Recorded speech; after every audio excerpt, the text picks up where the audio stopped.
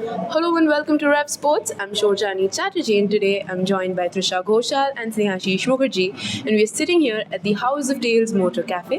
It's a beautiful cafe. I mean the ambience is perfect. We are having a cup of coffee over here and Trisha, the coffee tastes wonderful, doesn't it? Yeah, absolutely. And I have come to this cafe earlier. Of course, it's close to my house. I do come and I love their hazelnut latte, which is what I've taken. But hazelnut latte is something. Hazelnut latte, vanilla latte are my common. Much like the Indian team, I don't like changes. So, Trisha just gave the cue. We are here to talk about the Indian team and we will be discussing the Asia Cup squad. Now, all of you have seen the squad. Trisha and Mention Asia Cup because Asia Cup, Asian Games, next 50 years, the squad remains the same. Okay, so now Trisha has a lot of things to say as we can make out from the introduction. But Snehashish is also here. Trisha, I'll go to you with the first question. We all have seen the squad. We all have had multiple live sessions, multiple videos. We have been discussing the team. But first things first, when you look at the 2012 Asia Cup team, you would see Harmanpreet Kaur there in the team playing. And if you look at the 2026 squad as well, so the only constant I would say is Harmanpreet Kaur. So this definitely speaks about the long career that she has. But again, Trisha, somewhere or the other, we've had this discussion also.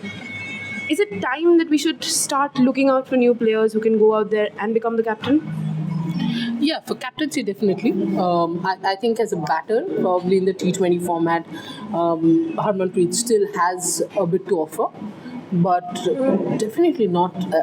As a captain, we need a fresh perspective. Does not matter whether her longevity cannot be taken away, right? In fact, I was just before we started, I was showing them pictures of 2015 zonal camp where I was the central zone local manager, and I had a picture with Harmanpreet Kaur, I actually had two pictures with Harmanpreet Kaur, which I was showing. So for all the people, since I hate her, I did take some pictures. But to be honest, I think you generally want a transition show, Jenny, where you have experienced players who can guide the youngsters. So not only the captain change, the management change is needed. We can't pin the captain alone.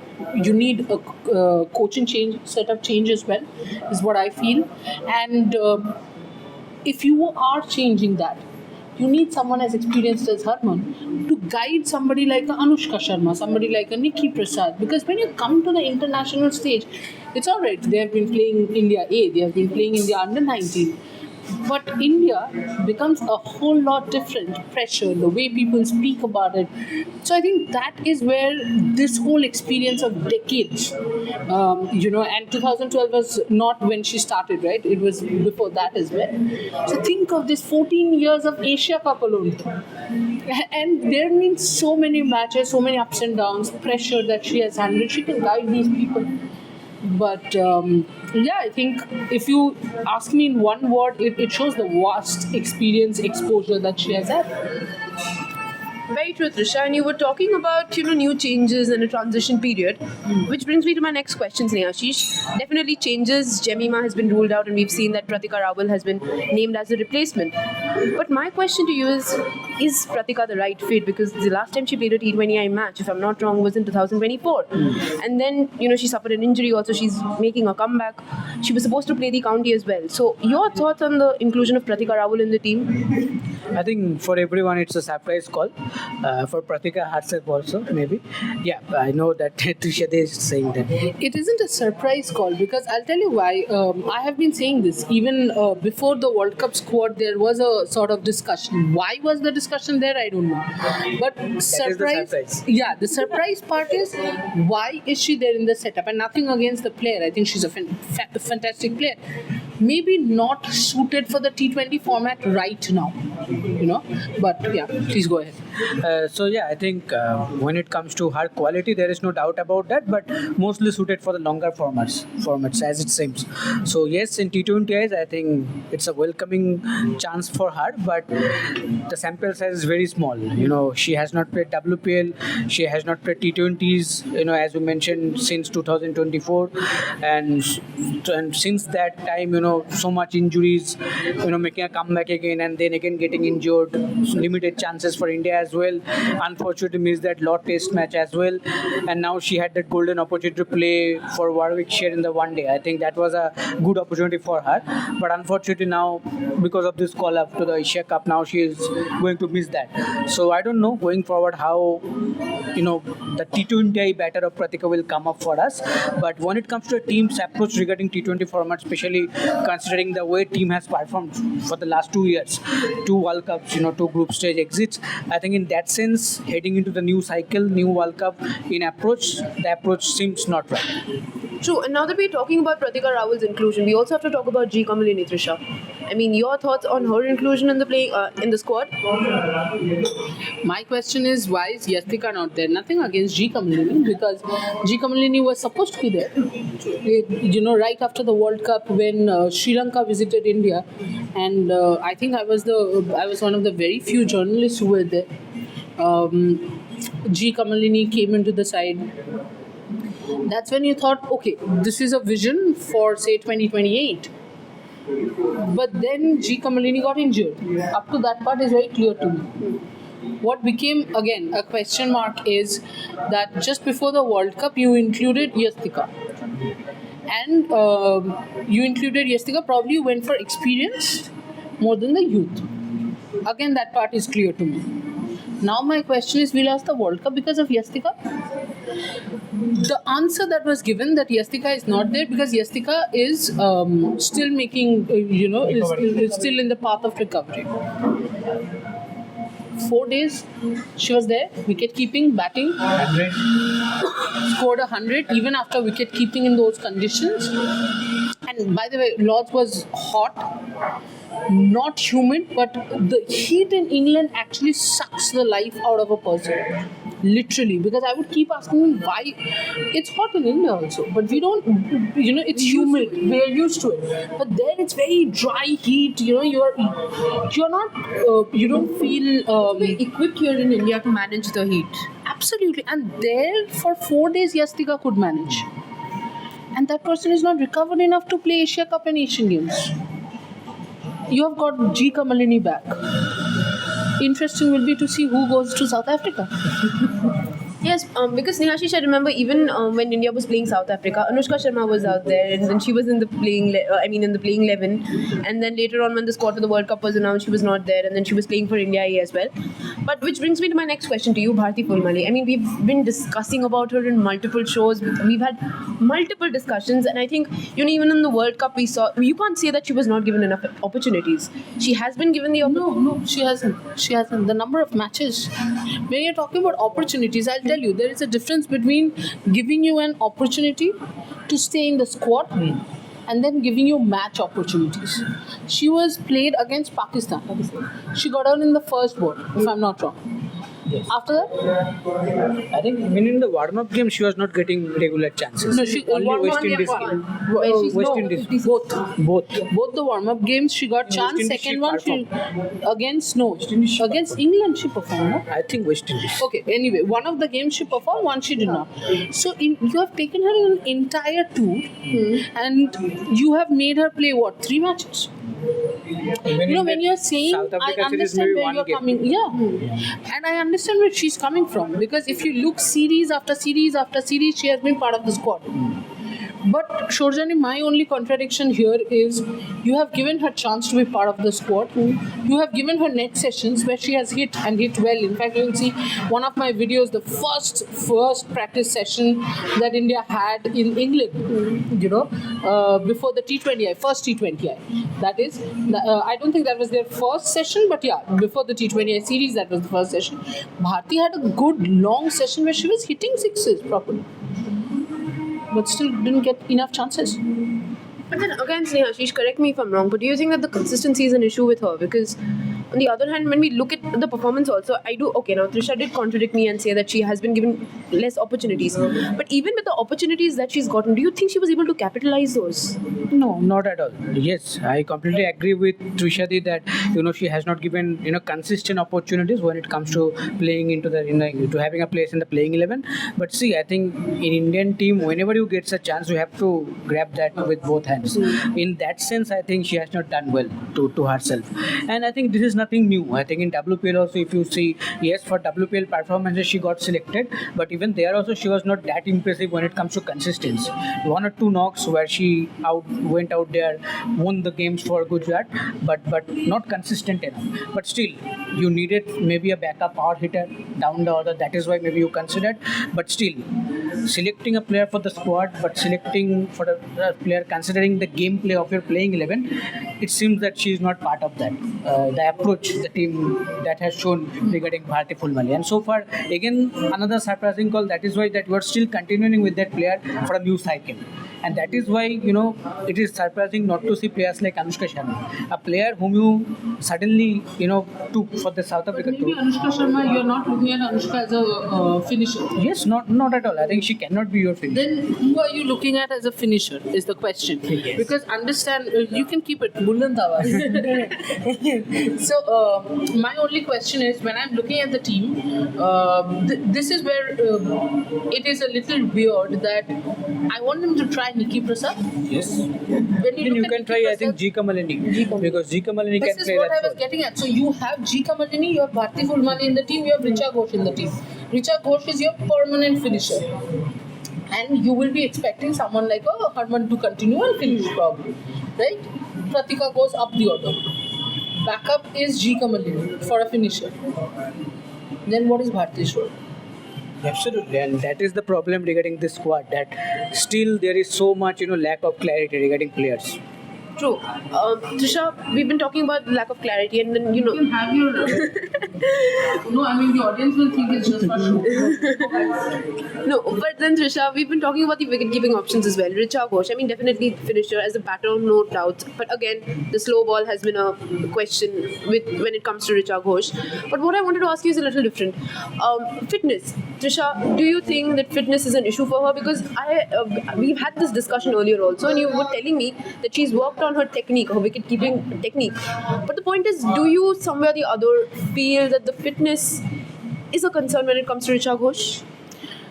Yeah, I mean, I don't want to say this, but yes, it is. Like, I do think that that's one of the reasons that her wicket keeping is sporadically good, because the good part of her wicket keeping is her anticipation. The bad part is the fitness. I think she can improve that much more. She has age on her side, so she has a lot of time to work on it. But she has to work on that. She's hardworking, there's no doubt about that. But somewhere or the other, I do feel that she has to probably work a little harder. Because look, everybody has a different body type. It just don't go by how that particular person looks. So it's not about how she looks or she doesn't look. I think it is also the point about she's doing one of those roles which needs maximum fitness. That is where we have seen Richa work so hard on her wicket keeping, but somewhere or the other she keeps faltering. I think that one of the biggest reasons for that is the fitness more than technique, to be honest. So yes, Richa needs to, because what that then does is, as a finisher she can clear any ground, there's no doubt about that. That adds to the running between the wickets, and that becomes a dangerous combination. We have seen someone like AB de Villiers. AB de Villiers can clear any ground, Richa Ghosh can clear any ground, but the additional part that AB de Villiers brings is the running between the wickets. And we have seen that's how someone like a Virat Kohli, and I'm drawing parallels because not that I'm saying these are the same sport, but I'm kind of trying to explain how things can, like for example when Rashid Khan at his best, you remember Virat and AB would just run twos. So at the end of the day, Rashid Khan is probably ending with a figure of 4 overs, 30 runs, 32 runs.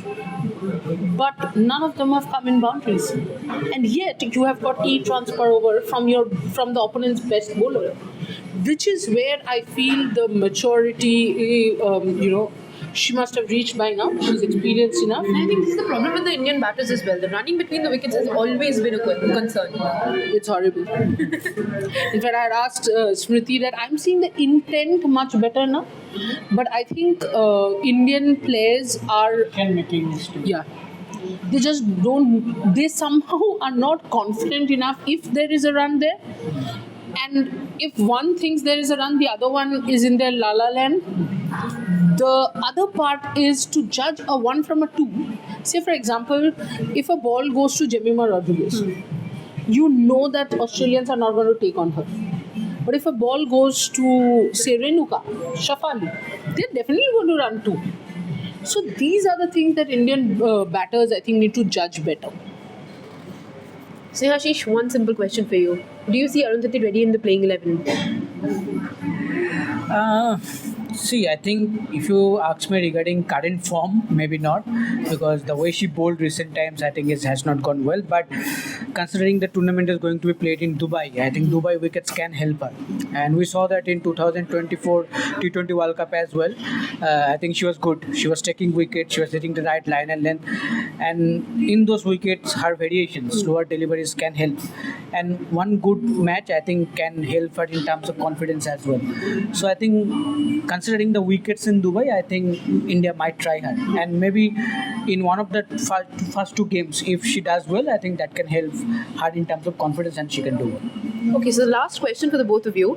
Now we have Radha Yadav, we have Sri Charni, and then we have Prema Rawat. So the spinners you would pick in your playing 11. Trisha, you first, and then I would go to Snehashish. I don't need to answer, they know. And I think we have both the same answers. Prema Rawat and Charni. Yeah. Radha Yadav is a spinner. Radha Yadav is not a frontline spinner for me.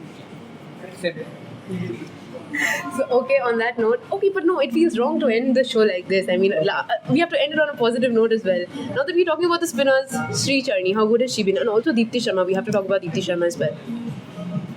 Deepti, I think, will carry a lot of confidence and a Mercedes from the 100, black Mercedes. Yeah, I think Deepti will carry a lot of confidence from her performance in the 100, the recently concluded the 100.